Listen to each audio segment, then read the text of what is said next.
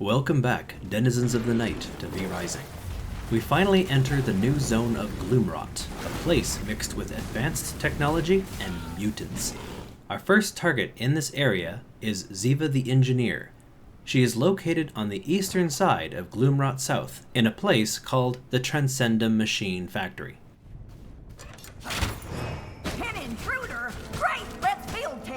During the battle, Ziva will cycle between 3 different combat modes. If she's equipped a flamethrower, it's best to keep your distance.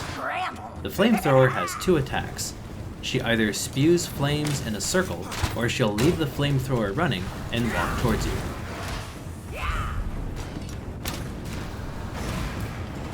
Now this is fun. What's wrong this time? I know exactly what I need. If she equips an electrical gun, it has 2 attacks. She'll shoot large homing electrical orbs. These cannot be countered. You must run while these are chasing you. Her other attack is to shoot a single electric bolt.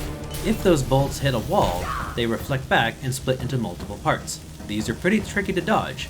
If you're hit, you'll be incapacitated, which makes you vulnerable to the homing electric orbs. But if you can manage to counter it, you'll avoid it completely. If she's equipped a gun, it's best to hide behind the pillars. She has a spread attack, but her most dangerous skill is when she fires it like an automatic weapon. She'll keep shooting for 6 seconds during this attack.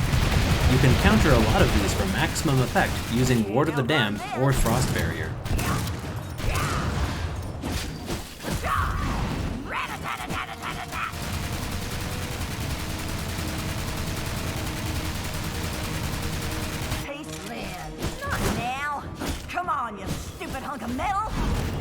Hope this one doesn't blow up again. At around 60% health, she'll gain a new ability.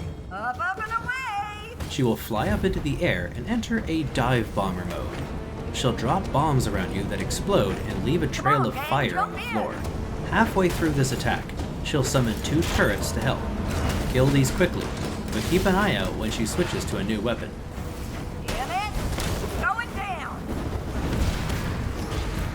I like using the Corrupted Skull and Ward of the Damned in this fight to give her more targets to shoot at. It works well against all of her attacks, except for the large electrical orbs she shoots. Those will always chase you regardless of any skeletons you summon. Ziva's attacks are quite predictable, so just stay at a safe range. The crossbow and Reaper's E ability are good for ranged damage. You can try meleeing this boss by staying behind her, but if you're caught in the line of fire by her flamethrower or gun, you'll take massive damage. What's wrong this time?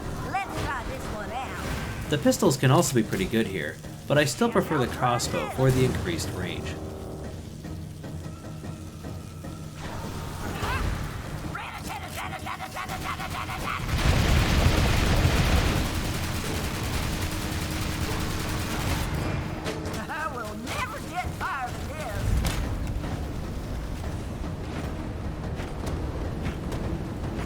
Come on, gang, jump in!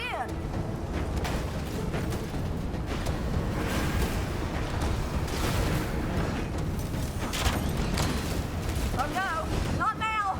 No, no, no, no! Yes! I love this one!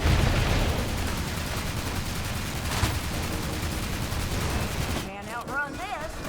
Again. I know exactly what I need. This'll be good.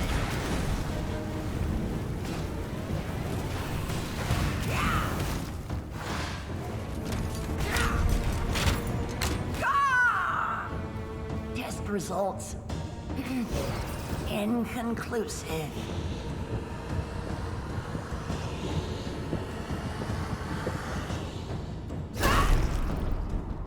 New knowledge acquired. Upon defeat, you'll obtain the Storm ability, Ball Lightning, the Fabricator, which is used to make empty canisters, among other things, and Radium Alloy, which is used for multiple upgrades. Ball Lightning is a pretty powerful spell. Unlike other ground-targeted spells, this one lingers and can do multiple ticks of damage. It also explodes at the end. It's pretty useful against stationary enemies. For the Fabricator, You can make empty canisters out of iron ingots and glass. If you've defeated the Duke of Balaton, the fabricator can also be used to make handmade coins. Radium Alloy is the most important new item in the game.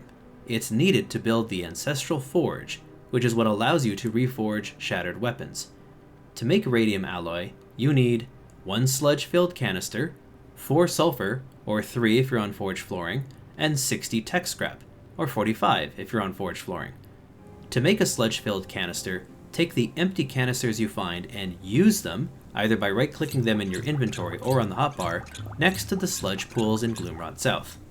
You should now have everything you need to reforge shattered weapons. When you find a shattered weapon, you'll need a Merciless Iron weapon of the same type, 6 Radium Alloy ingots if you're on forged flooring, and a Greater Blood essence. While Reforged Weapons are only 1 level higher, they give 2 bonus stats, and their Q ability can inflict one of the spell school's debuffs. In this case, my new Scythe's Q ability will inflict Chill on all enemies it hits. One last thing, let's also address that quest to the top left of the screen. Once you upgrade your castle to level 4 using Radium Alloy, you'll gain a new vampire power called Dominate Mount. Recognize my power. With this new ability, you can permanently tame a horse.